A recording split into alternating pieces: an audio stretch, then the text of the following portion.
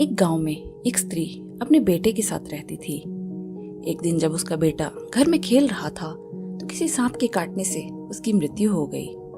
वह स्त्री व्याकुल होकर अपने बेटे के शव को गोद में उठाकर इधर उधर दौड़ने लगी और लोगों से विनती करने लगी, कृपा कर मेरे बेटे को जीवन दान दे दें। वह शोक में इतना डूब गई कि उसे पता ही नहीं चला वह क्या मांग रही है।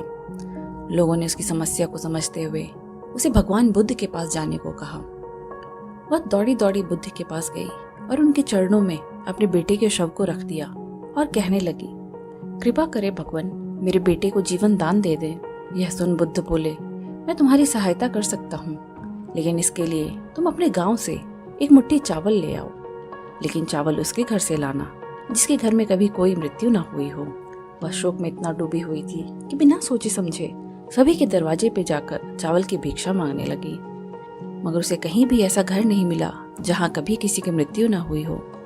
शाम को निराश होकर वह बुद्ध के पास पहुंची और उसने अपनी समस्या बताई।